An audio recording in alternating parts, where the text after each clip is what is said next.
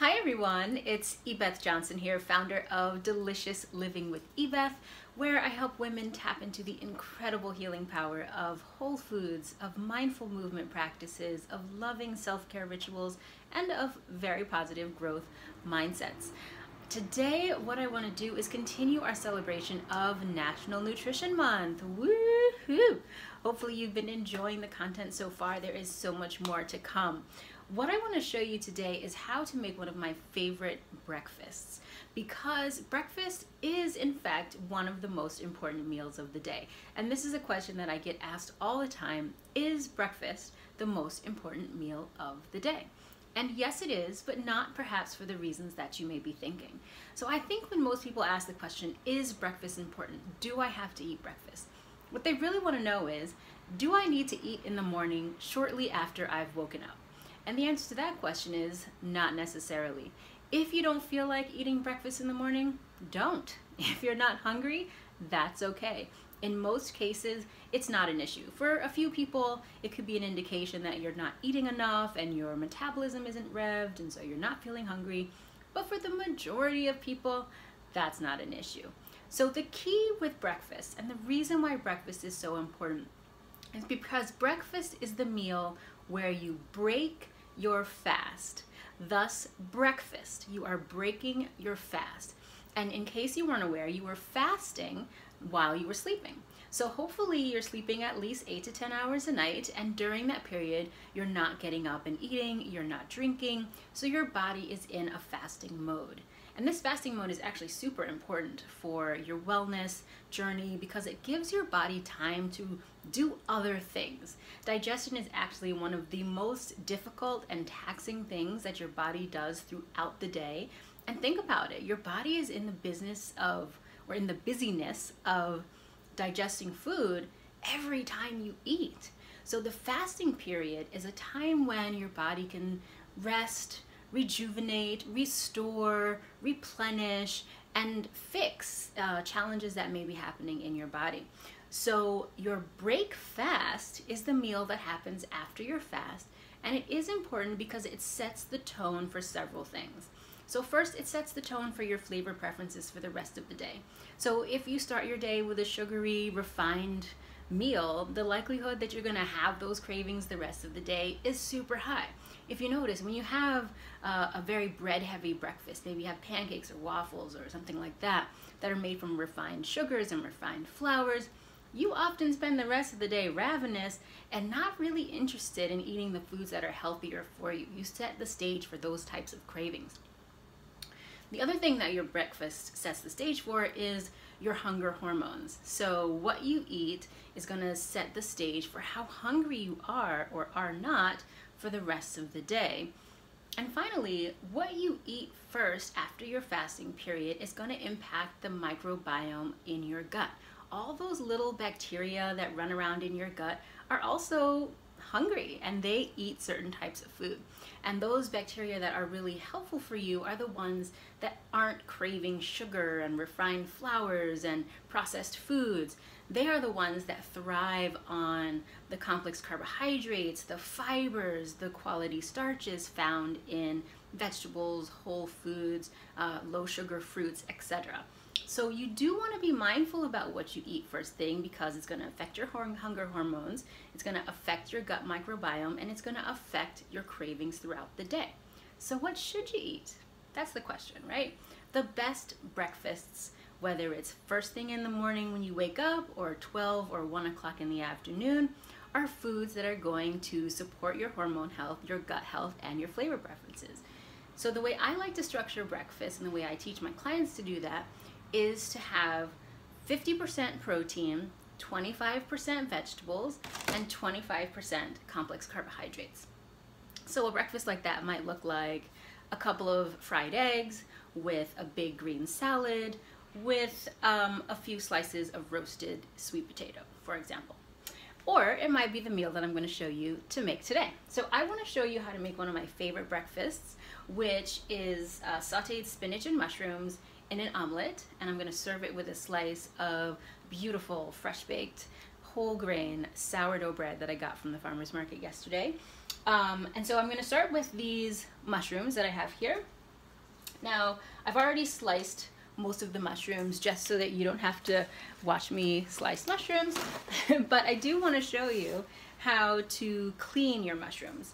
So what you're going to need, excuse me for reaching around the camera, but I need to get my damp paper towel.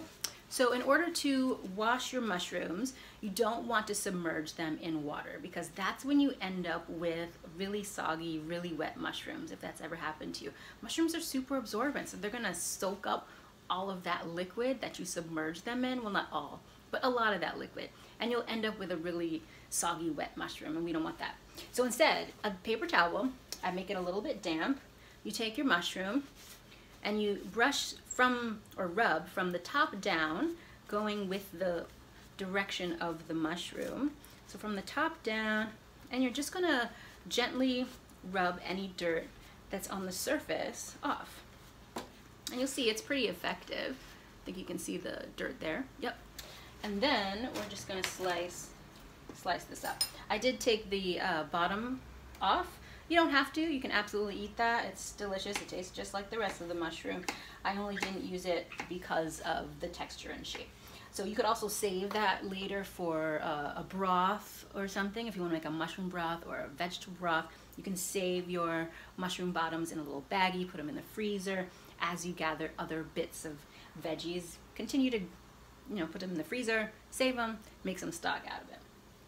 So we're going to start by sauteing these mushrooms. Now, I'm going to saute these, and this is probably going to surprise some of you, but I'm actually going to saute these mushrooms in a little bit of chicken fat. Yes, I said that.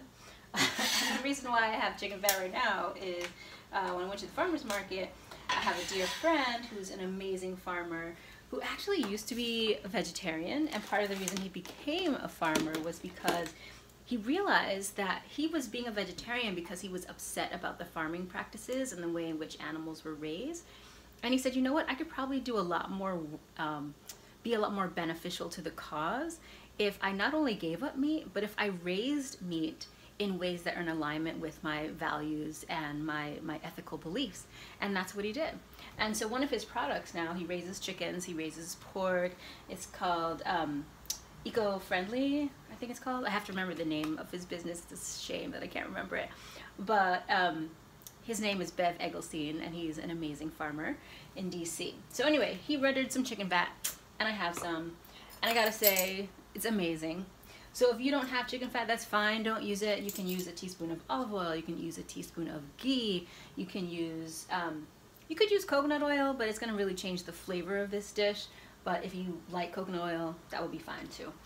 But yeah, I've got some ghee, I've got some olive oil. You could try, any of those oils. So what I'm gonna do is 2 teaspoons here, 2 scant teaspoons. I've heated up my skillet. 2 scant teaspoons of the fat of your choice, whichever one you're going to use. And I'm going to let that heat up. I have my mushrooms already sliced and ready to go. For flavorings, I'm just going to use simple things that you'll see me use a lot over the next several days. Garlic powder, which I love. Sea salt, of course, I love that. Got some black pepper in the mix too. I'm going to throw in here. Oh, and matter of fact, the other way you can make this, if you eat bacon and you like bacon, you could render some bacon in here first and then cook everything else in the leftover fat. That's a possibility, which would also be delicious. So, all right, I've got my mushrooms. I'm putting them in here. I don't hear a whole lot of sizzle, so I could have waited a little longer for my oil to get hot. I always like to remind people, cooking is a multi-sensory experience. It's not just about throwing things in and looking with your eyes. You're also learning and figuring out how, whether food is ready or not quite ready by using your ears, using your smell. Of course, we're going to use our sense of taste as well. But you'd be surprised how many indicators you can get just by listening. You can hear the different types of sizzle and crackles when something is burning versus sauteing. Or in this case, I could tell that my oil wasn't hot enough because when I put the mushrooms in, it didn't really make much noise. So I should have waited a little longer on that. but it's not going to make or break the recipe, really. It's not a huge deal.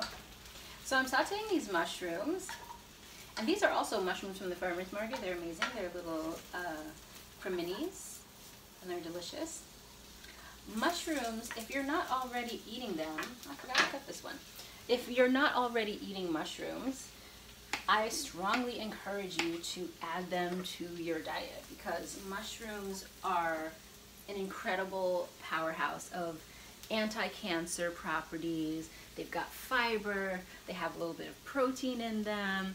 They are known for being supportive for people who have allergies. They're healing for the gut lining. They are alkaline forming. There are so many beautiful things about them. And if you get mushrooms that are grown either in a special light or that are grown outside, they can also be a plant-based source of vitamin D, which is really hard to get because not many foods contain vitamin D. So the key with sauteing mushrooms is it can feel a little bit scary because mushrooms are so absorbent. They're going to soak up a lot of the oil, if not all of the oil, that you saute them in. And you might start to worry that you need to add more oil, but you really don't. So I'm going to show you what's happening in the pan now. So you can see, you really can't see much oil left in here, right? And the mushrooms don't look particularly oily either. But we're going to keep cooking them. And there's this beautiful transitional moment when the mushrooms kind of soak up all of the oil. They continue cooking, and then there's a point where they release all this water and some of the fat, and they get soft and tender, and you just have to be patient. Keep stirring, keep waiting, keep the flame at kind of medium, and trust me, it will happen. It just takes a little patience. Just a little patience. This can be a time when, oftentimes when I'm waiting for food to cook and I'm trying to be kind of calm and keep my energy positive and neutral in the kitchen. This is a time where I might, get myself in tree pose. You can't see my feet, but I'll literally put one foot up behind my knee of the other, and I'll just breathe. I'll listen to the mushrooms cooking. I'll breathe, I'll center myself. It's just a little something I do. I'll switch sides. There's always ways to incorporate a mindfulness practice into whatever you're doing. A breath work practice, a mindfulness practice. And your time in the kitchen can be one of the ways in which you do that. All right, this moment is starting to occur that I was talking about when the mushrooms start to release some of their liquid. And you'll see a lot more steam coming out of here. You'll see your mushrooms starting to shrink a little bit inside. They get soft. They're looking beautiful. All right, we're almost ready to add the spinach. And by the way, this is more mushrooms than spinach that I'm going to eat than I'm going to be able to eat in one sitting. So I'll oftentimes make double or triple a serving of these mushrooms and spinach, and then I can either use them again for another omelet or another breakfast in the morning, or I can put them in a soup, or I can serve them with grains, or I can put them on a toast, or I can throw them on a salad.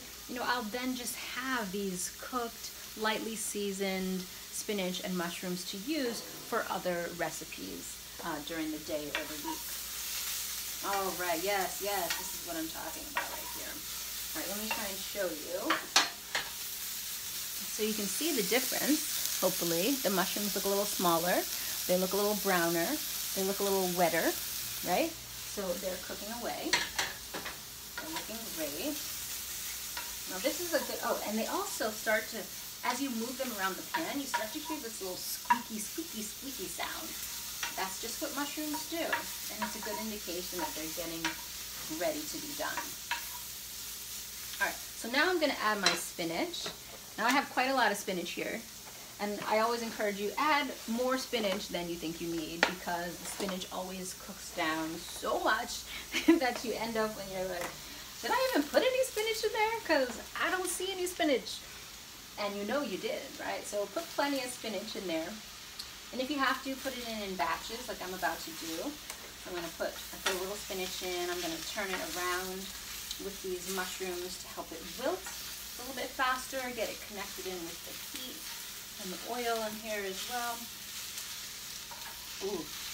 And as you add the spinach, this aroma changes and you can kind of smell the greenness, the spinachiness of it. It's really good.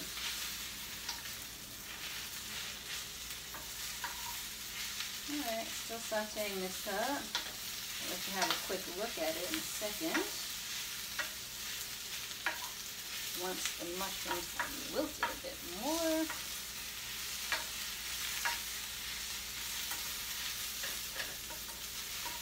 Oh yes.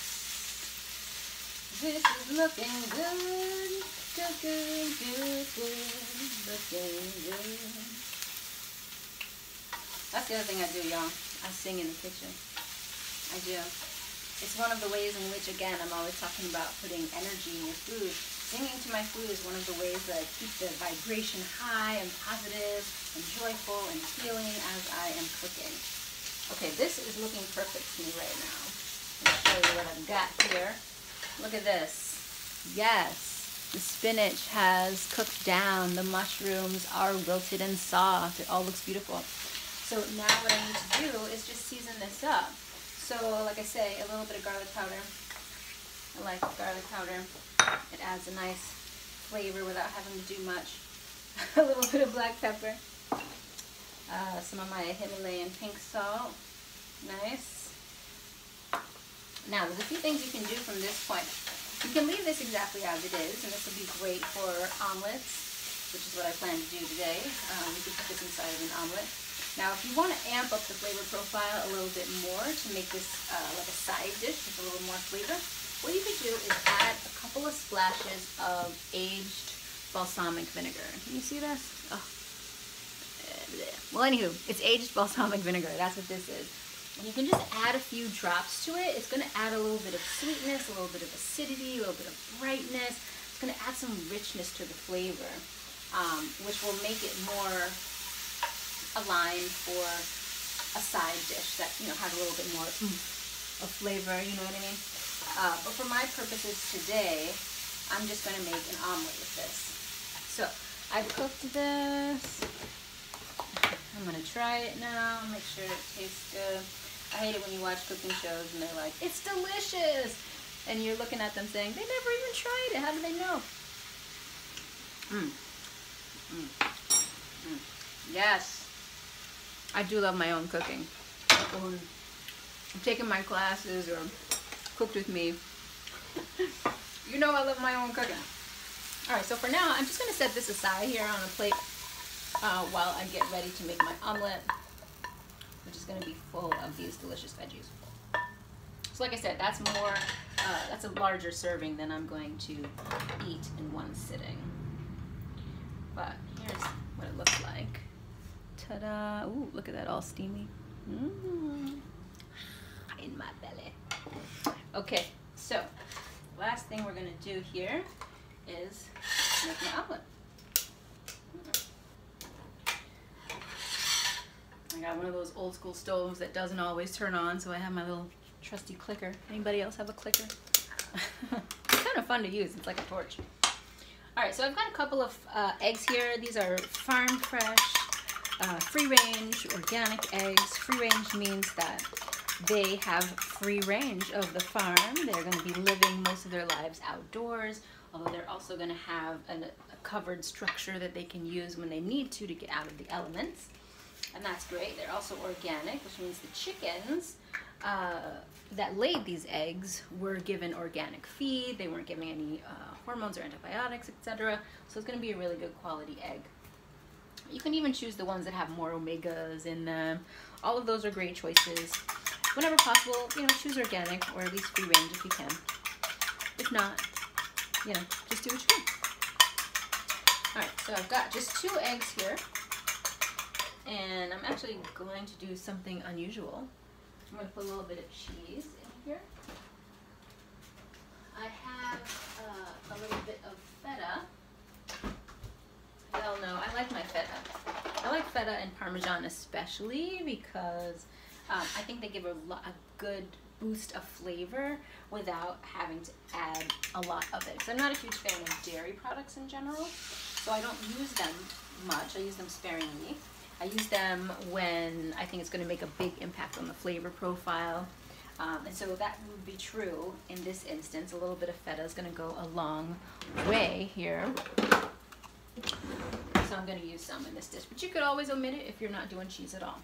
So this is my trusty container. A lot of people who work with me, they purchase these portion control containers. I love them for people who are really just starting to learn what an appropriate portion size is.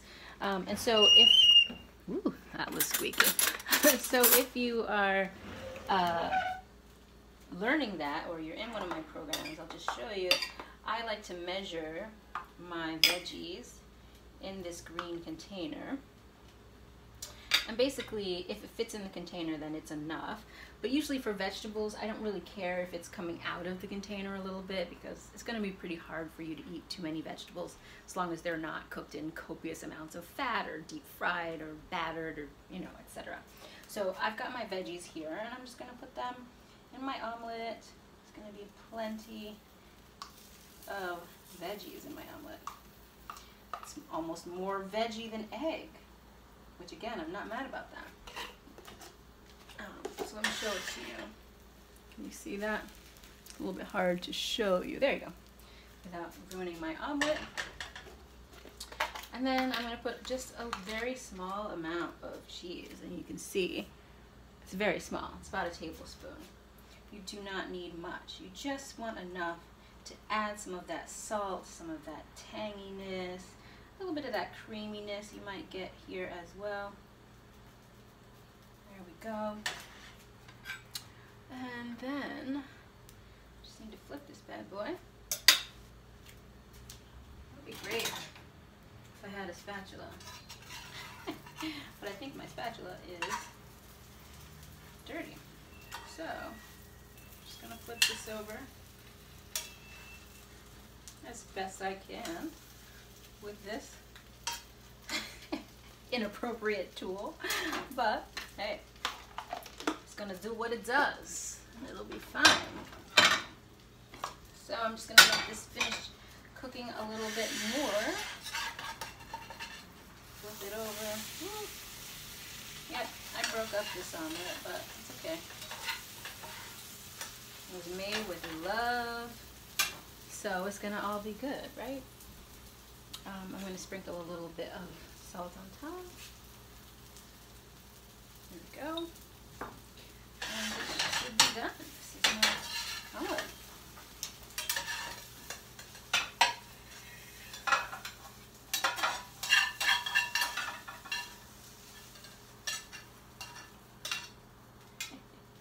This is maybe not the most beautiful omelet I've ever made in my life, but here we go. Ta-da!